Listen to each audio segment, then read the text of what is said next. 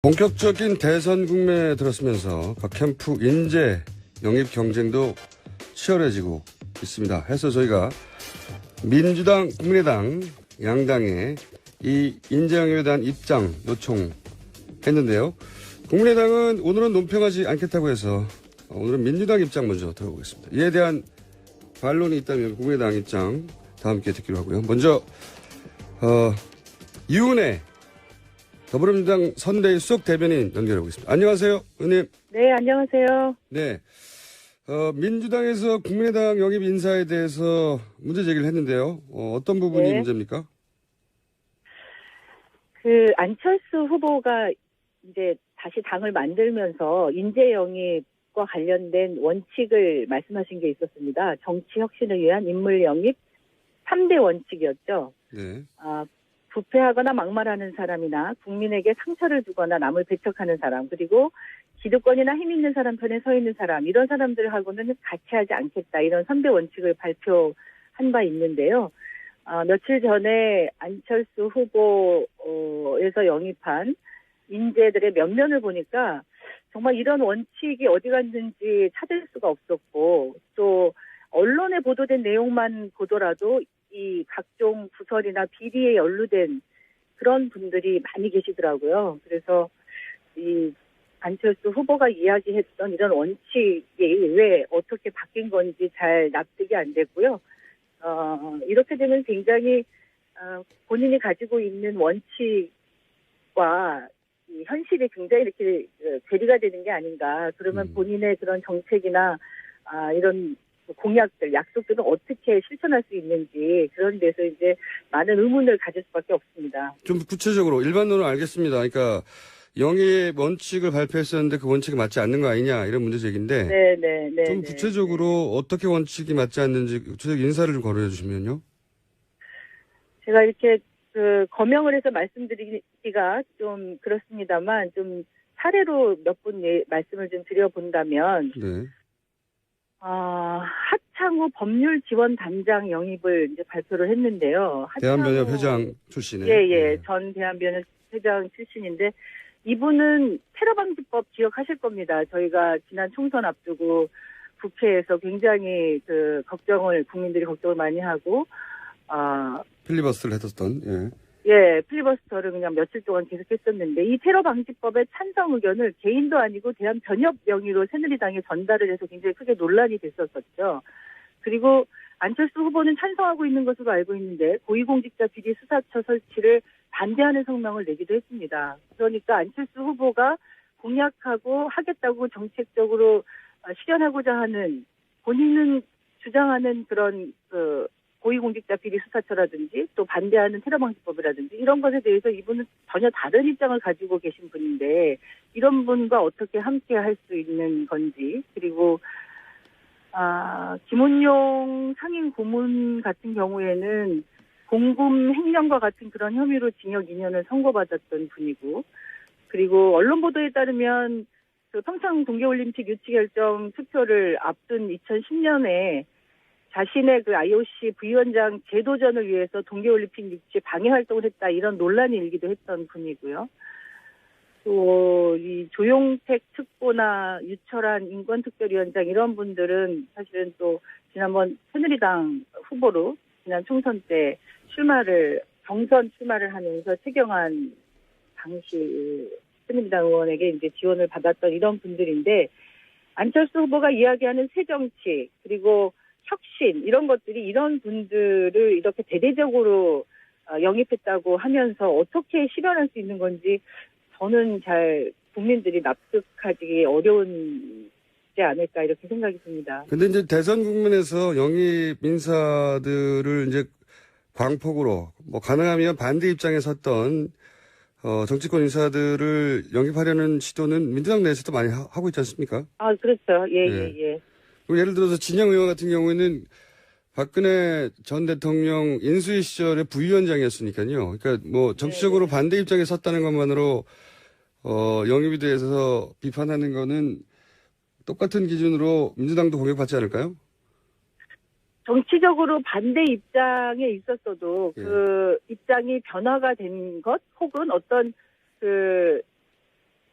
뭐라 그럴까요? 그렇게 바뀌었고 이렇게 함께 하겠다고 하면은 그 부분에 대한 좀 신뢰를 줄 수 있어야지 되죠. 예를 들면 그런 문제가 지적이 됐으면 저희도 그런 부분들 지적된 분들이 계셨습니다. 그러면 과거에 그렇게 논란이 되거나 문제가 됐던 부분들에 대해서 사과하고 이것이 정말 국민들이 실망하다 그러면 그 직책을 내려놓고 그냥 백의종군하겠다 해서 실제로 진정성 있게 돕겠다고 하는 것을 국민 앞에 제대로 밝히고 그렇게 전환해야 되는 게 맞다고 생각합니다. 근데 이렇게 문제가 거론되고 제기되고 있음에도 불구하고 안철수 후보는 내가 한 일이 아니다 이렇게 발뺌하는 듯한 모습이고요. 아무도 책임지려고 하지 않고 지적된 문제에 대해서는 뭔가 입장을 표명해야 되는 것 아니겠습니까? 근데 이제 국민의당에서 안철수 후보가 이런 인재들을 다 직접 영입한 건 아닌데, 그런데 네. 민주당이 안철수 후보의 직접 사과를 요구하는 이유는 뭡니까? 직접 사과는 아니거든요. 그러니까 네. 안철수 후보는 지금 국민의당의 후보이고 후보가 뭐 직접 영입을 하지 않았다고 하더라도 후보를 보고 후보를 돕기 위해서 함께하는 사람들 아닙니까? 그러면 직간접적인 일들에 대해서 후보는 책임 있는 태도를 보이는 것이 마땅하고요. 그리고 그렇게 논란이 되는 분들은 스스로 왜 이렇게 본인의 입장이 바뀌었는지 혹은 과거에 이런 잘못된 일들에 대해서 어떻게 성찰하고 있는지 이런 것들은 적어도 국민 앞에 보여드려야 되는 것 아닌가요? 지난번에 이제 전인범 전 특전사령관이었던가요? 이 논란이 됐을 네네. 때도 문재인 후보가 직접 얘기하지는 않았었던 것 같은데요. 물론이죠. 예. 문재인 후보가 직접 이야기하지 않았지만 전인범 당시 영입됐던 인사가 예. 본인이 스스로 그런 논란이 된 것에 대해서 책임 있게 답변하고 직을 물러나셨죠. 민주당에서 요구하는 것은 이런 논란이 되는 인사에 대해서 당의 입장이나 당사자가 입장을 직접 밝혀야 한다. 이런 이야기인가요? 말하자면? 그렇죠. 저희 같은 경우에는 이제 이 영입 인사들의 명망성도 뭐 필요하고 중요하지만, 국민들의 실제 생활 속에서 전문성을 갖는 각 분야의 적재적소에서 일할 수 있는 분들을 영입하고자 노력하고 있는데요. 예. 그러다 보면, 실수가 생길 수도 있고, 또 과거에 그런, 논란됐던 일들이나 이런 것들 때문에 의문을 가질 수도 있습니다. 그런데 그러면 그런 실수나 잘못을 인정하고 그것을 사과한다든지, 본인들이 그런 부분에 대해서 어떻게 성찰하고 있는지를 진솔하게 밝히고, 그렇게 영입했던 것에 대해서, 우리 이렇게 하겠다 하고 뭐 책임 있는 태도를 보이는 게 저는 필요하다고 생각하는데요. 지금 안타깝게도 국민의당에서 보이는 태도는 문제가 없다, 아니면 답변을 그냥 입을 다물고 아무 이야기를 하지 않는 것으로 이렇게 책임을 회피하고 있는 게 아닌가 그렇게 생각이 듭니다. 박 전 대표의 해명에 따르자면 이런 인사들은 직책 없이 순수하게 돕는 것일 뿐이다. 너무 네. 크게 일을 키우는 것이다. 민주당 역시 네. 비슷한 정도의 문제가 있었던 인사들이 있었음에도 불구하고 이런 지적에 대해서는요. 그러니까 순수하게 돕는 것뿐이다. 순수하게 돕는 분들은 얼마든지 많이 계실 수 있다고 생각합니다. 그런데 이분들은 국민의당에서 영입 인사로 기자회견도 하고 발표하고 중요한 직책도 또 이렇게 드리고 했던 분들이기 때문에 그렇게 그냥 순수하게 돕는다라는 말로 가지고서는 해명이 되지가 않지요. 순수하게 돕는 분들이 그러면 꼭 그렇게 어떤 특별한 직책이나 이런 것들을 뭐 다 대대적으로 기자회견까지 하고 이런 일은 좀 아니지 않겠습니까? 알겠습니다. 요 반론은 저희가 국민의당 측으로부터 듣기로 하고요. 마지막으로 민주당의 그렇다면 인재 영입 원칙은 뭔지 정리해 주십시오. 아까도 말씀드렸지만, 과거에는 주로 이제 명망성, 상징성을 중심으로 인재를 영입했다면, 저희는 이번 선거는 국민들의 실제 생활 속에서, 생활 현장을, 삶을 바꾸는 정권 교체가 되어야 하기 때문에, 그 삶의 현장에서 전문성을 인정받는 다양한 전문가들을 영입해서, 예를 들면 얼마 전에 저희가 국민 안전, 골든타임을 지키기 위한 안전 전문가들을 영입을 했습니다. 어제 또 세월의 3주기이기도 했는데요. 우리가 문재인 대통령이 되면 그 이후에 약속했던 공약들을 실천하기 위해서 함께 할 수 있는 전문가들, 그런 분들을 주로 많이 영입하려고 노력하고 있습니다. 알겠습니다. 오늘 말씀 감사합니다. 네, 고맙습니다. 수고하십시오. 네, 지금까지 더불어민주당 선대위 유은혜 수석 대변인이었습니다. 이 문제 관련해서 저희가 국민의당 이찬열 인재영입위원장 포함해서 캠프 쪽 관계자들에게 두루 동시에 요청했는데 오늘은 입장 표명하지 않겠다고 해서 국민의당 입장 오늘 다루지 않겠습니다. 국민의당 반론권은 언제나 열려 있습니다. 여기까지 하겠습니다.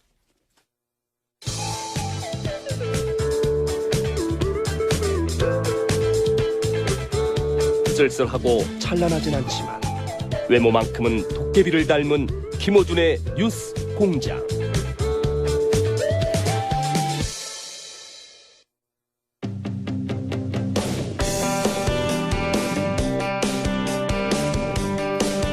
자, 대선 앞두고 저희가 마련한 특별 코너입니다. 지난주부터 하고 있는 대선 판읽기 리얼미터 권순정 조사 분석 실장 오늘도 나오셨습니다. 안녕하십니까? 안녕하십니까? 자, 이제 사람들이 이런 수치에 굉장히 민감할 때가 왔습니다. 네. 민감하고 정당도 민감하고 지지자들도 민감하고 다들 민감해요. 네. 그리고 여론조사라는 게 이제 기법에 따라서 수치가 꽤 큰 차이가 있기 때문에 그렇습니다. 예. 자, 그러면 지난 금요일이었죠. 네. 토론회. 맞습니다. 예. 그러니까 토론회 직후 그리고 주말 그리고 토일 이런 식으로 목금금토토일 여론조사들이 쭉 있었어요. 맞습니다. 예. 네. 그중에서 오늘은 어떤 여론조사 결과부터 먼저 말씀해 주실 겁니까? 예, 저 리얼미터가 좀 사정이 생겨서 리얼미터가 주간 집계를 좀 얘기를 못하게 되었습니다. 리얼미터인데 리얼미터 거를 발표를 못해요. 네, 한국사회여론연구소 조사 결과를 중심으로 제가 말씀을 드리겠습니다. 그 얘기는 좀 이따 하죠. 왜 못하게 됐는지. 리얼미터인데 리얼미터 조사 결과를 발표를 못합니다 지금. 예, 이 한국사회여론조사 조사는 금요일 날 토요일입니다. 그러니까 목요일 날 그 TV 토론이 있었으니까. 궁금한 게 한 가지 있어요. 네. 다른 여론조사 기관이 조사한 것도 남의 결과잖아요? 예, 그것도 다룰 수 있어요? 이미 공표됐기 때문에 문제가 없는 걸로 알고 있습니다. 남의 거라도 공표된 거는 막 쓸 수 있습니까? 예, 빨리 하시죠. 시간 없습니다. 네. 그렇군요. 예, 자. 그래서 한국사회여론연구소의 오자 다자 대결을 비교를 해보면 문재인 후보가 46.9%, 그리고 안철수 조사기호 말하지 나중에 얘기하겠습니다. 그렇습니다. 네. 안철수 후보가 34.4%. 그래서 두 후보 간의 차이가 12.5%포인트 차이입니다. 지난주의 결과를 보면 문 후보가 41.8%, 안 후보가 37.9%, 약 4%포인트 차이가 났는데요. 한 3배 정도 그 차이로 보면 한 4배 정도 벌어졌다고 보면 되겠습니다. 4%면 사실상 바짝 붙어서 양자 대결 구도라고 할 수 있죠. 예, 1000명 조사이기 때문에 오차범위가 플러스 마이너스 3.1%포인트니까 그때 상황에서는 오차범위로 붙어 있는 상황이었는데 이번에는 10%포인트가 넘었음으로써 이제 오차범위 밖으로 벌어지는 상황으로 볼 수 있습니다. 이건 리얼미터 조사가 아니라 한국사회여론연구소의 리얼미터 조사도 이제 공표는 되지 않았지만 전반적으로 지난주에 저희는 일간 조사인데 4일 연속 하락하는 양상을 보였고 중간 집계 또한 좀 이 한국사회여론연구소의 결과가 비슷한 양상을 보였습니다. 조금 더 소개를 해드리죠. 홍 후보도 있는데 홍준표 후보가 6.8% 나왔고요. 유 후보가 3.4% 그리고 심 후보가 2.9% 나왔습니다. 예. 이거는 한국사회여론연구소의 지난 주말 금토 여론조사인 거죠? 금토 여론조사였고 하나가 더 있습니다. 저희가 MBN 의뢰로 해서 그 TV 토론을 누가 잘했는지를 물어보기 위해서 금요일 날 바로 다음 날이죠. 조사를 했습니다. 그 리얼미터가 직접 한 거고. 예, 맞습니다. 그때는 문 후보가 45.4%, 안 후보가 30.7%, 한 15%포인트 가까이 벌어진 상황입니다. 그 리얼미터의 토론회 직후의 여론조사예요? 맞습니다. 그래서 조금의 차이는 있기 때문에 모든 여론조사가 오차범위가 있기 때문에 차이는 있습니다. 감안하고 들으셔야 되는데 전반적으로 이제 그 경향을 봤을 때 지금까지 무난 양자 구도를 많이 얘기해 왔는데 좀 약화되는 양상, 오차범위 밖으로 벌어지고 또 어떤 조사는 10%포인트 이상으로 벌어지기 때문에 좀 그렇게 봐야 되지 않을까 싶습니다. 양자 구도가 좀 약화되는 양상이다. 네네. 그게 지금 한국사회여론연구소의 금토 수치와 그리고 리얼미터의 토론회 직후 수치라는 거죠? 하나 더 있습니다. 하나 더 있어요? 예, 한국리서치가 JTBC 의뢰로 조사를 한 게 있는데요. 이거는 15, 16일 날 토일요일이죠. 예, 그 다음이네요. 여기는 이제 조사 개요를 말씀드려야 되기 때문에 숫자는 말씀드리지 못하겠는데 이 조사의 일주일 전에 를 비교를 하면 문안의 지지율이 조금 여기서도 벌어진 것으로 나왔습니다. 그러니까 추세는 그 안철수 후보가 무섭게 추적을 하고 네네. 골든 크로스가 있는 거 아니냐라는 네네. 전망이 지난주가 중요하다고 여론조사 전문가들이 맞습니다. 많이 얘기했습니다. 저도 그때. 그렇게 봤고요. 이 추세로 쭉 가면 골든 크로스가 일어날 수 있고 여기서 만약에 이제 조정 국면이 들어가면 이제 하락 국면이 들어갈 수 있는데 네네. 근데 지금 새 여론조사 기관의 수치와 뭐 차이가 있습니다만 경향성으로 보자면 아마도 뭐 토론회라든가 가족 관련 이야기 때문에 그런 것 같은데 그 주중에 벌어지는 양상으로 생각보다 단설 유치원 논란이 상당히 컸던 걸로 보입니다. 저희 일간 조사를 봐도 그렇고요. 그러니까 저 이게 굉장히 이례적이에요. 이런 공약 하나 가지고 이렇게 논란이 이렇게 크게 되는 경우가 그렇게 없는데 아무래도 이제 국민들이 대선 전국에 들어서면서 엄청난 관심이 집중되다 보니까 이 하나하나의 기사들 그런 부분들을 다 찾아보고 그 TV 토론 평가를 해보면은 생각보다 TV 토론을 봤던 분들이 상당히 많습니다. 얼마나 관심 집중되는지 알 수 있을 것 같습니다. 유권자들이 그 대선 기간이 짧다 보니까 맞습니다.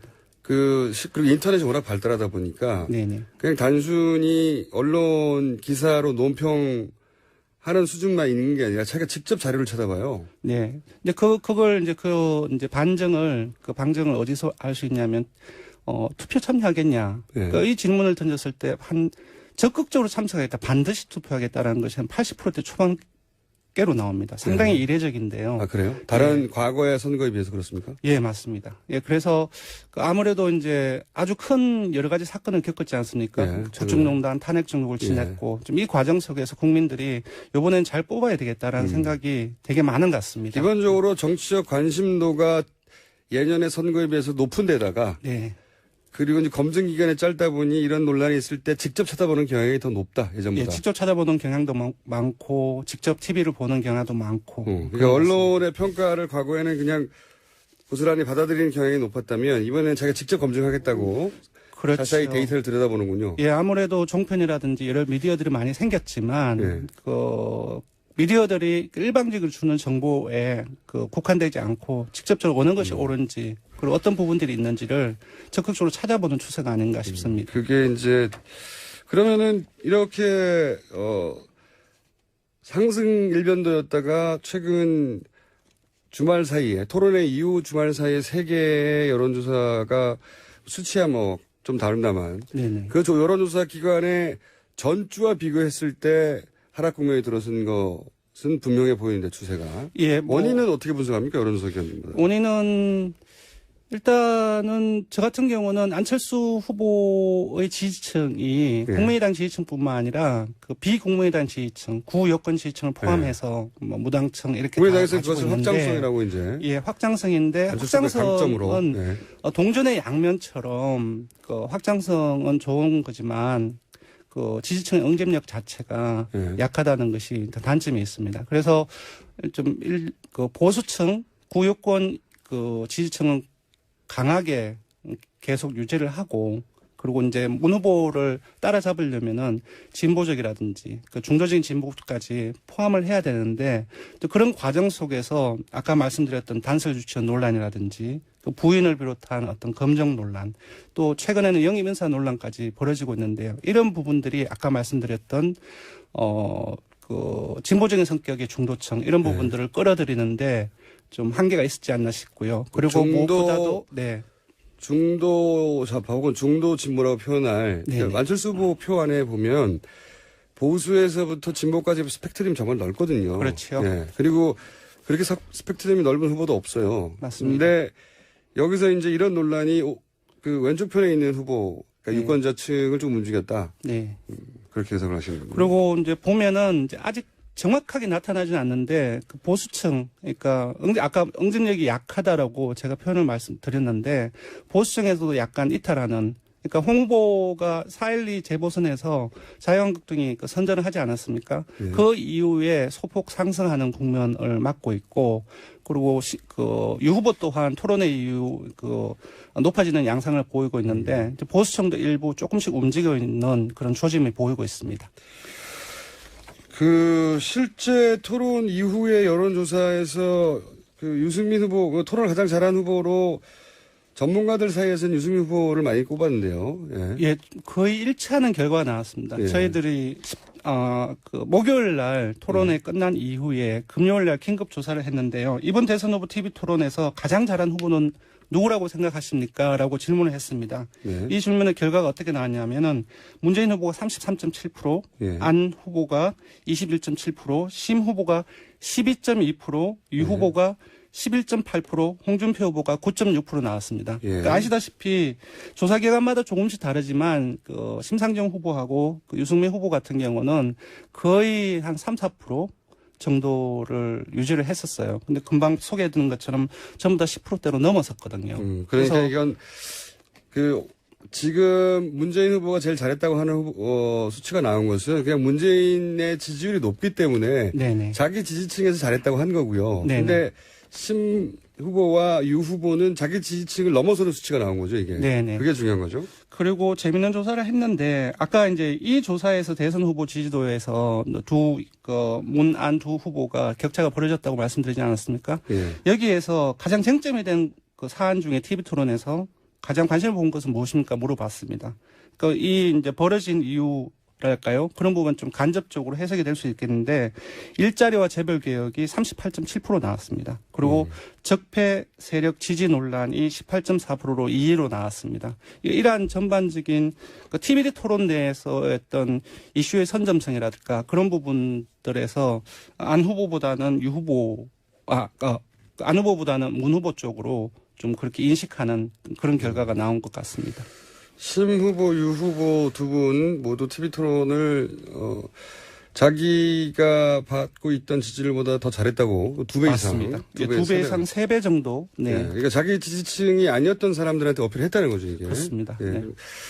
그러다 보니까 유 후보의 지지율도 지금 받는 국면입니까? 유승민 후보의? 지금 금방 소개해드린 한국사회여론연구소에 의하면은 예. 크게 반등했지는 않았지만 이번 주에 좀 다시 이번 주 초에 예. 봐야 될 것 같습니다. 하지만 좀 반등을 하지 않을까라고 좀 예상하는 바입니다. 토론회가 계속 이어지면 최대 수혜자가 유승민 후보가 되지 않겠냐는 전문가들의 전망을 제가 들은 적이 있는데. 예. 근데 이제 한 번 잘했다고 계속 잘하는 건 또 아니니까요. 그렇죠. 예. 첫 번째 인상은 그렇게 남았습니다. 자, 그리고 아까 이제 리얼미터가 조사했지만 리얼미터가 조사한 걸 발표할 수 없다고 말씀하셨는데 이유가 뭡니까?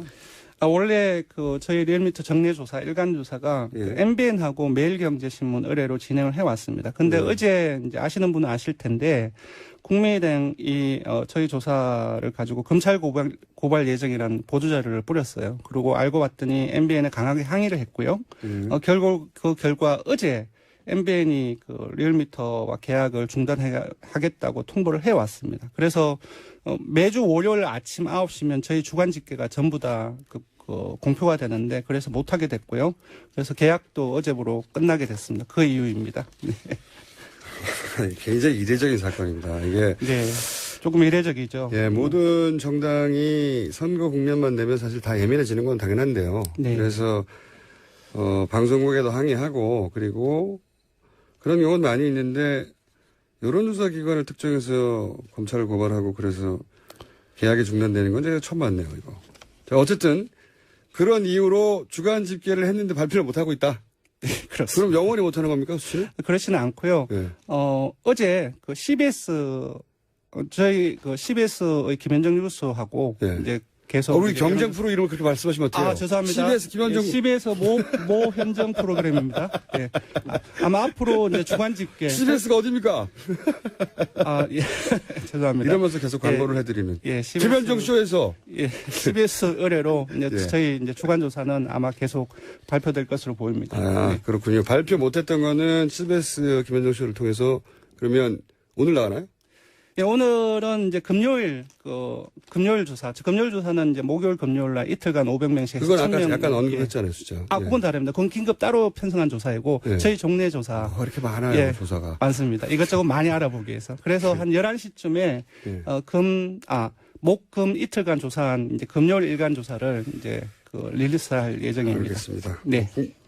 조사 개요는 말씀해 주세요. 이때가 쭉 얘기했던 것 중에. 조사 개요 안 하면 안 되죠. 예. 그래서 제일 먼저 혼나요. 말씀드렸던 한국사회여론연구소의 조사는 14일과 15일 이틀간 실시됐고요. 전국 19세 이상 유권자 1,015명을 대상으로 했습니다. 무선 81%, 유선 19% 전화 면접 조사로 실시했고요. 표본 오차는 95% 신뢰 수준 플러스 마이너스 3.1%포인트입니다. 응답률은 17.3%이고요. 그리고 리얼미터 대선 토론 긴급 조사는요. 이 조사는 MBN 매일경제가 의뢰했고요. 리얼미터가 실시했습니다.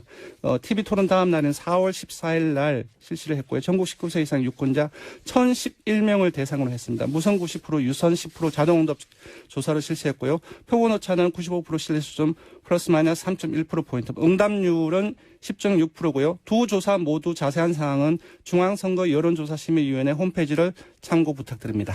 한 가지만 여쭤볼게요, 마지막으로. 이게 이제 지금 소개해 주신 3개의 여론조사는 네.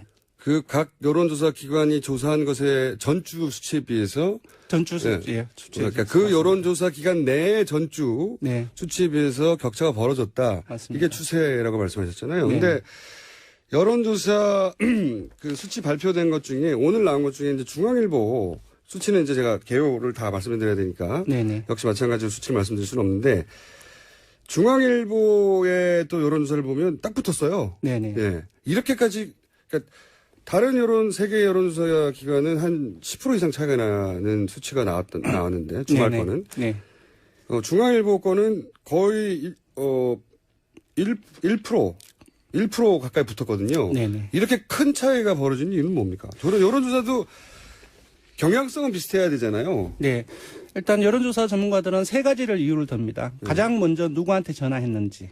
그리고 소위 이제 네. 샘플이 뭐였냐? 예, 샘플이 뭐였는지 골고루 조사했는지 이 부분이 문제, 예, 샘플링에 대한 문제인데 이것은 유선하고 무선의 비율과 상당히 가깝게 비율과 긴밀하게 연관되어 있습니다. 그래서 유무선 비중 때문에 그런 예, 겁니까? 근데 지금 중앙일보 조사의 유무선 비율은 제가 정확하게 확인하지를 못했는데요. 그러면 다음 시간에 알려주세요. 네네, 알겠습니다. 네, 오늘 이 네. 소재를 다룰 시간이 안 되는데 네네. 저뿐만 아니라 많은 유권자들 궁금해할 겁니다. 여론조사 수치라는 게 결국은 이제 정확하게 몇 프로인지는 알 수가 없고 그건 선거를 해봐야 아는 거고요. 그냥 추세를 보는 건데 전체적인 추세를 보시는 게 좋습니다. 네, 그러니까 추세를 보는 건데 이 추세를 보기에도 너무나 큰 차이가 나니까 뭐가 맞는 추세인지는 헷갈리는 거죠. 네, 아무래도 물론 이제 다른 조사들도 전부 다 좋은 조사 기관들이고 하지만 아무래도 지금과 같은 대선 조사에서는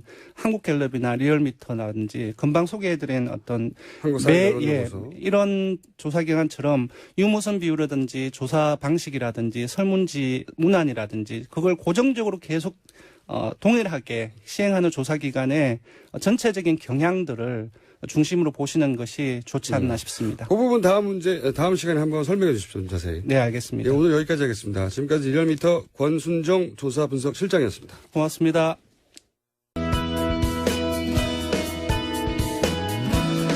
자, 역시 대선 기간 특집으로 마련한 고정 코너입니다. 대선 미디어 감시. 민원연의 김원경 사무처장님 나오셨습니다. 안녕하십니까? 안녕하세요. 네. 네.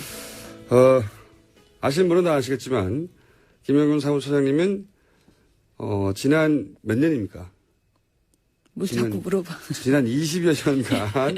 92년부터. 네, 모든 선거에 미디어 감시를 해 오셨고, 네. 이제 점점 감시해야 될 영역이 늘어나고 있습니다. 예전에는 그냥 신문방송만 하면 됐었는데, 그럼요. 그죠? 예. 요즘은 뭐 신문방송, 포탈, 다 해야 돼. 종편. 예. 할 일이 너무 많으세요. 예. 자, 오늘 주제는 어떤 겁니까?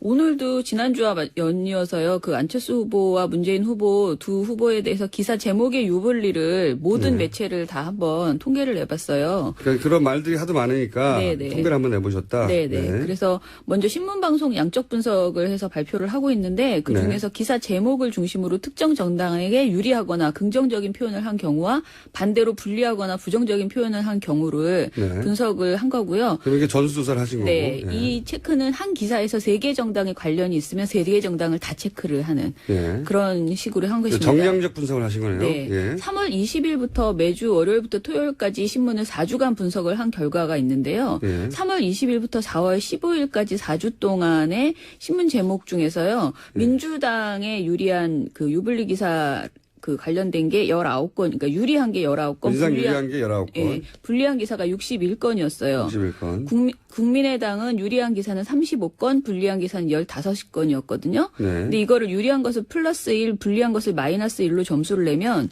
민주당 같은 경우에는 마이너스 42점, 국민의당은 플러스 20점 이렇게 나왔다고 보시면 됩니다. 민주당이 뭐 계속 언론에 대해서 편파주라고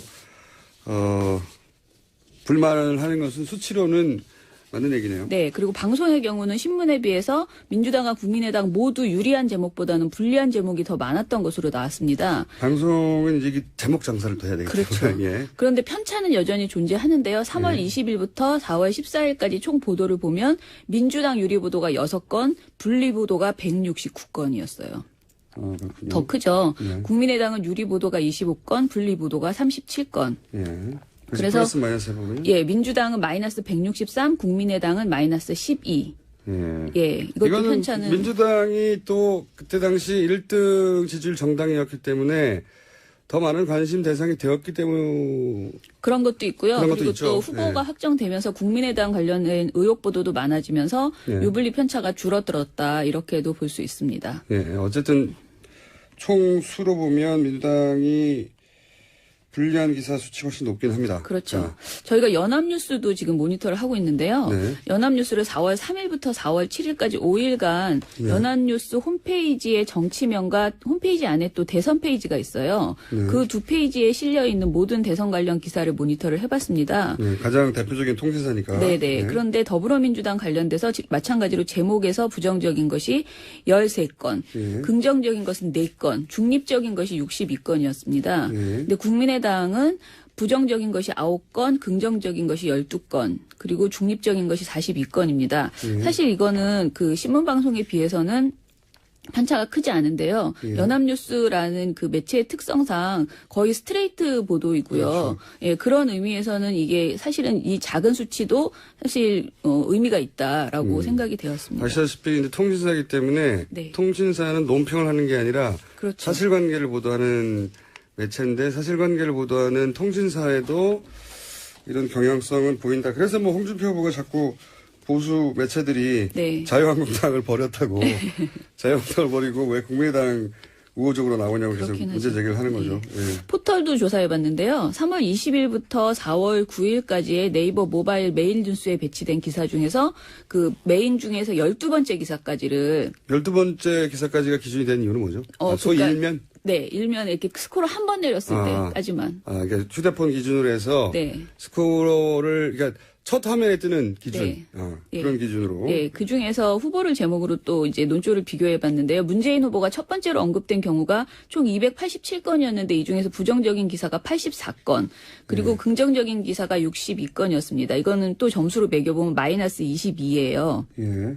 그리고 안철수 후보 관련돼서는 부정적인 기사가 28건, 그리고 긍정적 기사가 92건이어서요. 플러스 64점 이렇게 나오고 있습니다. 그 포탈에 이건 단순히 이제 그 스크롤을 하지 않은 휴대폰 기준 첫 번째 뜨는 기사 제목을 가지고 분석한 거죠. 네, 모든 네. 대선 기사 제목을 다 본 그 겁니다. 실제 그 기사의 내용이 아니라 제목만 가지고 평가를 한 예, 정량적 분석인데 네네. 부정적 여기서도 이제 문재인 후보가 불리한 수치가 높네요. 네. 이건 이 경향성은 사실은 방송 언론 포탈 일관되네요. 예, 거의 비슷하게 계속 나오더라고요. 그렇군요. 예. 이렇게 되면 그 정당에서 항의하지 않습니까? 이런 수치를 보면 누구한테요? 언론사. 근데 항의하기도 하지 언- 않나요? 지금 국민의당 같은 경우에는. 국민의당이 요즘 항의를 많이 하는데 이 수치대로라면 국민의당은 항의를 하면 안 되는 거네요. 근데 제가 말씀드리고 싶은 건 사실은 저는 이렇게 유불리 가지고 예. 너무 따지는 것이 별로 의미가 없다라는 예. 생각을 선거부도에서 좀 많이 하거든요. 네. 그러니까 진짜 왜 중요한 그렇습니까? 것은 유불리가 아니고 정말 국민에게 필요한 정보를 지금 선거부도에서 전하고 있는가. 그게 더 아하. 중요하다. 어떤 정당에게 불리하더라도 그게 국민이 알아야 될 그렇죠. 내용이면. 왜냐하면 민주당이나 예. 그 문재인 후보가 훨씬 부정적으로 보도할 요인이 많으면 부정적으로 보도해야죠. 그렇죠. 예. 진실을 보도하는 게 더 중요하고 네. 그리고 정책도 유불리를 떠나서 누구에게 유리한가 불리한가가 아니고 그냥 제대로 정책을 비판하는 예. 그런 보도를 해야 되죠. 그리고 그러니까 검증 보도도 그렇고. 문재인 후보가 예를 들어 부정적으로 거론돼야 될 기사가 10배가 넘는데 5배만 해도 그거는 불공평한 거죠. 그렇죠. 예. 그런 관점을 말씀하시는 예, 건데. 예. 그런데 근데 지금 이게 너무 제가 숫자만 자꾸 얘기를 해서 제가 좀 아쉬움이 있어서 제 먼저 이렇게 예, 문제의식이 자수하면서. 뭡니까, 그러면? 이런 년에. 숫자는 이러한데, 예. 그거보다 더 본질적인 문제는 뭔가요? 예. 지금 사실 제 가장 유행하는 거는 네거티브 보도거든요. 근데 이제 그것이 그렇죠. 아무래도. 대선 후보 선거는 네거티브죠. 대선 후보 검증 보도라는 그런 네. 포장, 특히 요즘 팩트 체크가 또 유행이 되면서 팩트 체크하는 보도들이 많아진다. 이렇게 하면서 굉장히 이제 뭐 방송사마다 신문사마다 내놓고 있습니다. 그런데 이것이 언론이 의혹을 합리적으로 제기만 하고 사실관계를 끝까지 입증되었을 때만 보도하는 것이 아니고 그냥 완전히 그야말로 카더라성 그런 의혹을 제기하는 경우들이 예를 들면. 예, 굉장히 지금 많아졌죠. 그래서 예를 들자면 뭐 문 후보 아들 특혜 취업 의혹에 대해서 지금 언론 보도 엄청나게 많이 나오고 있죠. 그런데 굉장히 사실상 많습니다. 이 사안은 문 후보 측과 고용정보원 등에서 해명이 거의 다 나왔어요. 그리고 해명이 되지 않는 부분은 지금부터는 이제 감정적인 호소 부분 석연치 않다는 의혹을 계속 제기하는 이런 식의 내용들이거든요. 그런데도 계속 문 후보 아들 그 의혹에 대해서 별거 새로운 것이 없음에도 불구하고 계속 보도가 나오고 있는 언론 거예요. 입장에 또 이런 것도 있습니다. 왜냐면은 안철수 후보 관련해서 이제 뭐 크든 작든 계속해서 새로운 종류가 나오는데 네. 뭐 이게 이제 언론사들이 이런 보도를 할 때 기계적으로 양쪽 균형을 맞춰줘야 된다고 하는. 그러니까 맞추면 안 된다는 거죠. 제 말은. 민원연의 입장은 예.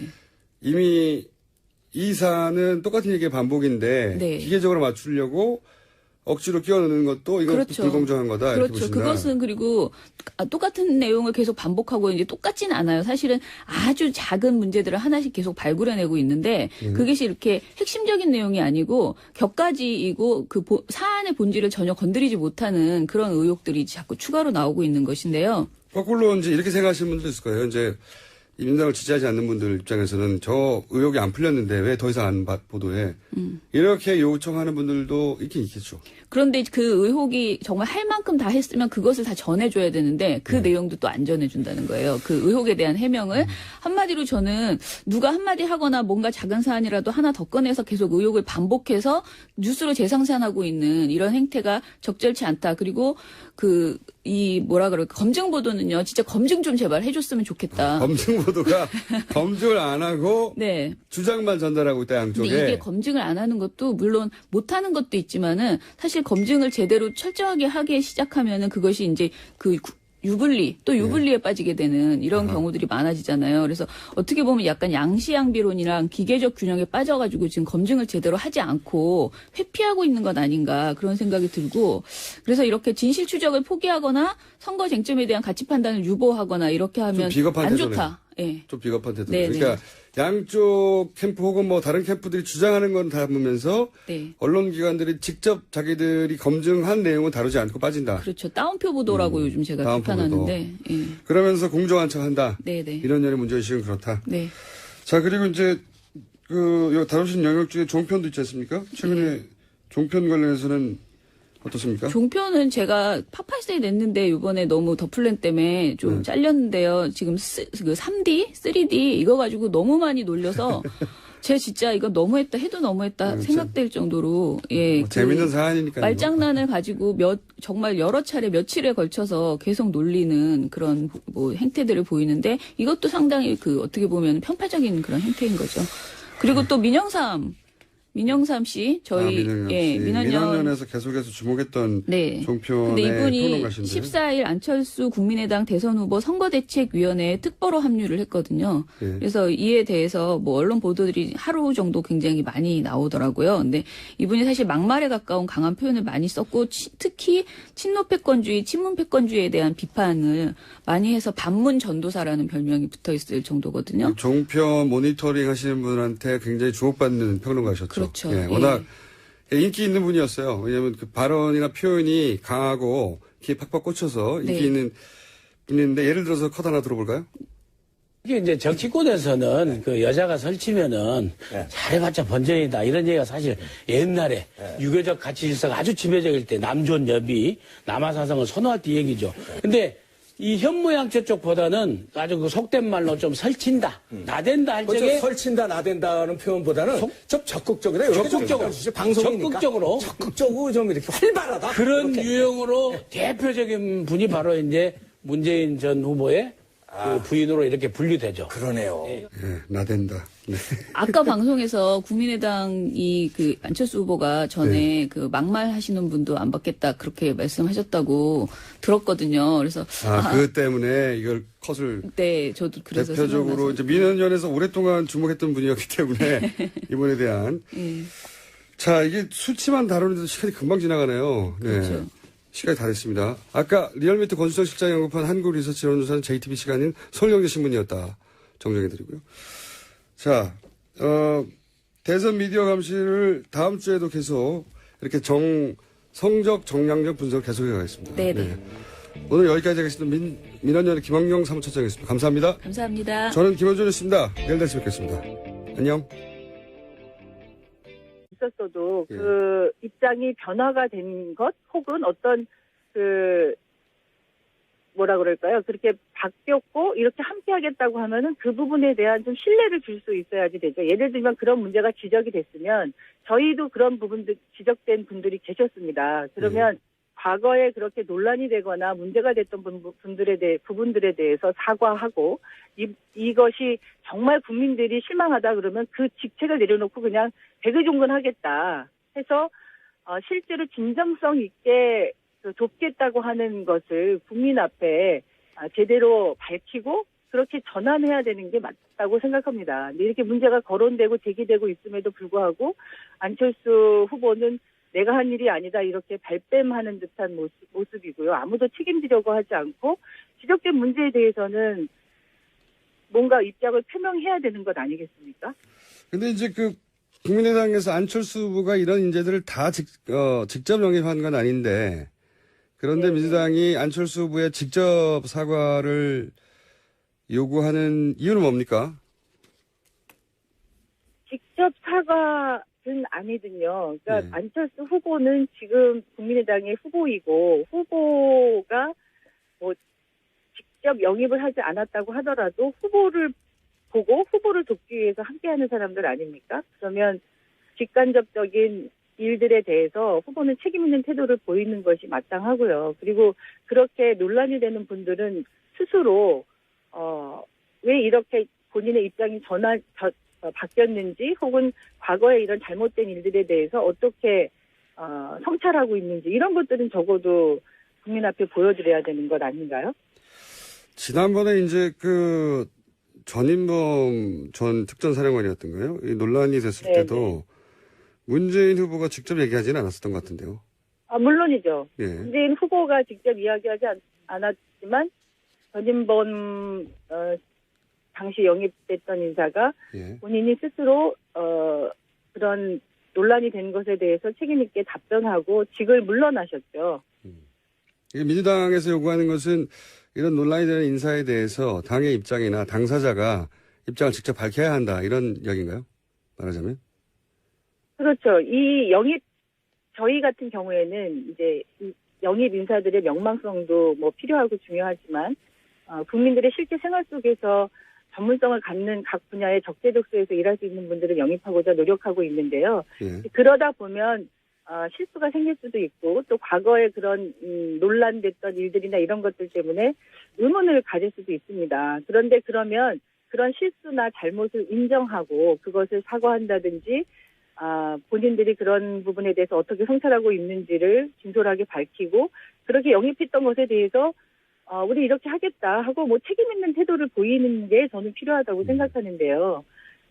지금 안타깝게도 국민의당에서 보이는 태도는 문제가 없다 아니면 답변을 그냥 입을 다물고 아무 이야기를 하지 않는 것으로 이렇게 책임을 회피하고 있는 게 아닌가 그렇게 생각이 듭니다.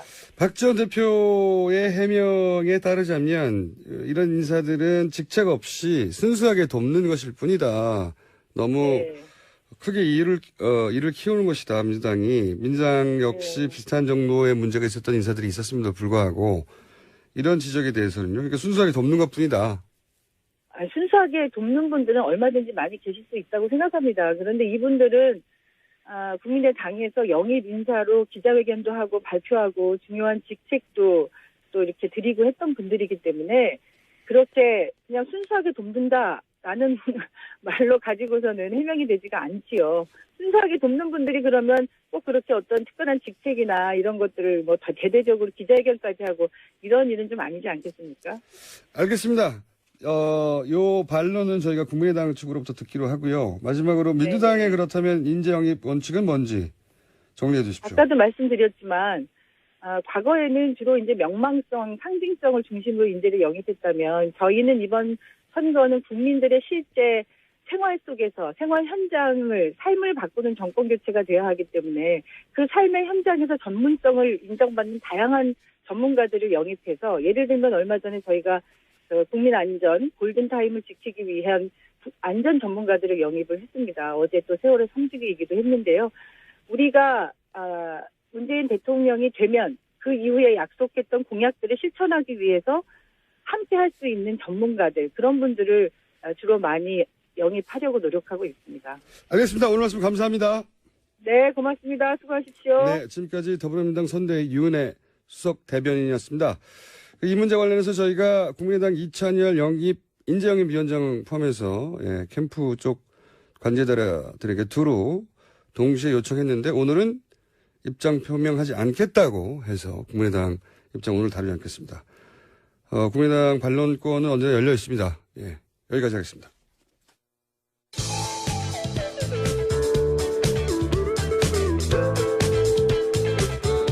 쓸쓸하고 찬란하진 않지만 외모만큼은 도깨비를 닮은 김어준의 뉴스 공장.